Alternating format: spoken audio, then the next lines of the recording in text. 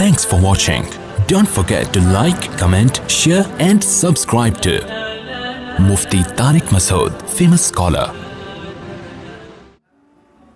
حضرت انس روایت ہے، نبی صلی اللہ علیہ وسلم نے فرمایا، حدیث نمبر 13، من صلی صلاتنا، جو ہماری نماز پڑھے، کیونکہ یہودی بھی نماز پڑھتے تھے، وہ والی نہیں جو ہم لوگ کی طرح جیسے مسلمان نماز پڑھتے ہیں، وہ والی نماز پڑھتا ہو، واستقبل قبلتنا، اور ہمارے قبلے کی طرف رخ کرتا ہو، اس کا کوئی اور قبلہ نہ ہو، واکل ذبیحتنا، اور ہمارے مذبوحہ کو کھاتا ہو، فذلک المسلم، تو یہ مسلم ہے، لہ ذمۃ اللہ و ذمۃ رسولہ، اس کے لیے اللہ اس کے رسول دونوں کا ذمہ ہے، یعنی دونوں اس کے ذمہ دار ہیں کہ اس کو قتل بولو نہیں کیا جائے گا. فلا تغفر اللہ فی ذمتہ، لہذا اللہ سے خیانت مت کرو، اغفر یغفر، خیانت کرنا، خیانت مت کرو اللہ کے ذمے کے معاملے میں. کیا مطلب؟ اللہ نے جب ایک شخص کا ذمہ لے لیا ہے تو تم اس بندے کو قتل کر کے اللہ کے ذمے کو مت توڑو.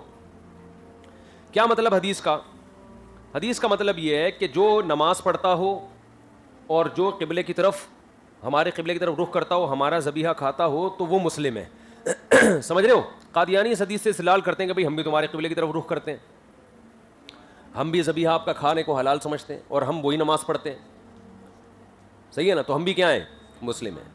تو یہ حدیث، اس طرح کی اور بہت ساری احادیث ہیں، تو یہ خوب سمجھ لیں کہ احادیث میں جب اس قسم کی باتیں آتی ہیں نا کہ جو قبلے کی طرف رخ کرتا ہو، یہ کرتا ہو، یہ اصل میں اسلام کی ایک اجمالی تعبیر ہے، اسلام کی ایک اجمالی تعبیر ہے. کیونکہ اس وقت جس وقت نبی نے یہ فرمایا، اس وقت مسلم ہونے کی بڑی علامتیں یہی تھیں.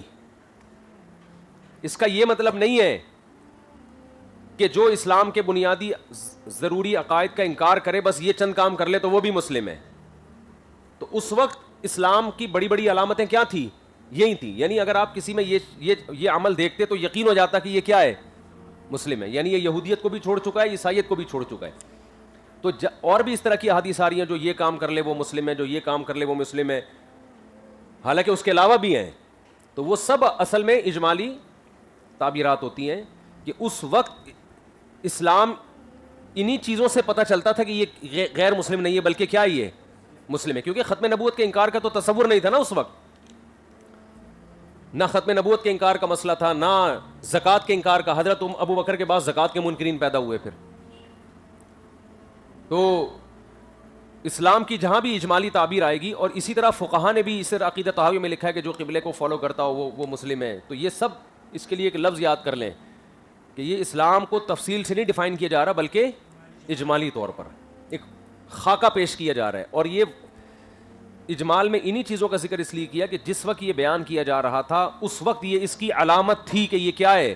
اسلام کے ضروری عقائد کو مانتا ہے. ایسے جیسے حدیث میں آتا ہے، آپ پڑھیں گے انشاءاللہ مشکات میں ہی، کہ نبی صلی اللہ علیہ وسلم کسی قوم پر حملے کا ارادہ کرتے نا تو رات کو آپ پڑاؤ ڈالتے، صبح دیکھتے اگر فجر کی اذان کی آواز آئی ہے تو آپ حملہ نہیں کرتے، اگر اذان کی آواز نہیں آئی تو حملہ کر دیتے. وجہ کیا ہے؟ اذان اس بات کی علامت تھی کہ یہ لوگ کیا ہیں؟ مسلمان ہیں. حالانکہ عین ممکن ہے اذان دیتے ہوں اور اس قبلے کی طرف رخ کر کے نماز نہ پڑھتے ہوں جو نبی نے حکم دیا، امکان تو ہے نا. لیکن اذان دینا اس کی علامت تھی. بھائی اس وقت جو اذان دے رہا ہے اس کا مطلب اسلام قبول کر چکا ہے. تو جو اسلام قبول کرتا ہے وہ تمام لوازمات کے ساتھ ہی کرتا ہے، تو وہ اسی قبلے کو بھی فالو کرے گا، ختم نبوت کا بھی قائل ہوگا، وہ تمام چیزوں کا. تو اب اگر کوئی کہے نبی تو صرف اذان دیکھ کے حکم دیتے تھے کہ حملہ نہیں کرنا ہے، اور آج تو مثال کے طور پر ہندوستان پہ پاکستان حملہ کرے اور وہاں ہندو اذان دینا شروع کر دیں بندروں میں، اور یہ حدیث پیش کریں کہ نبی نے تو حکم دیا جہاں اذان ہو رہی ہے حملہ نہیں کر سکتے، تو یہ حدیث سے استدلال ان کا غلط ہوگا. ہم کہیں گے اذان یہ علامت تھی کہ یہ پراپر مسلم ہو چکے ہیں. تو جہاں یعنی جن شاعر سے یہ پتہ چل رہا ہو کہ یہ پراپر اسلام قبول کر چکا ہے تو اس کا مطلب یہی ہوتا ہے کہ تمام لوازمات کے ساتھ. تو جو اس قبلے کو فالو کرتا ہے، جو نبی والی نماز پڑھتا ہے، وہ ختم نبوت کا قائل بھی ہوتا ہے. اگر وہ نہیں ہوگا تو یہ نماز اس کو فائدہ نہیں پہنچائے گی. تو یہ بہت اچھا لفظ ہے، یہ یاد کر لیں کہ اسلام کی اجمالی تعبیرات ہوتی ہیں احادیث میں. تو یہ کل اسلام بیان نہیں کیا اس میں. آگے چلو بھائی، حدیث نمبر 14. کیا بول رہا ہے؟ ہاں، تو جو نبوت کے جھوٹے دعوے تھے مسیلمہ کذاب، تو اس کے خلاف صحابہ نے لڑے نا، حالانکہ وہ تو اسی قبلے کو فالو کر رہا تھا جو نبی. یہ تو ہمارے دعوے کی اور مضبوط دلیل ہو گئی. مسیلمہ کذاب نے تو نبوت کا جھوٹا دعویٰ کیا، تو صحابہ نے اس بیس پر اس سے لڑے ہیں، قتل کیا اس کو. ہاں اس بیس پہ صحابہ نے اس سے لڑائی کی ہے. اس کو نہیں دیکھا کہ نماز پڑھ رہا ہے یہ ہمارے قبلے کو فالو کر رہا ہے, اس لیے کہ یہ بھی ضرورت ہے اسلام میں سے. چلو بھائی.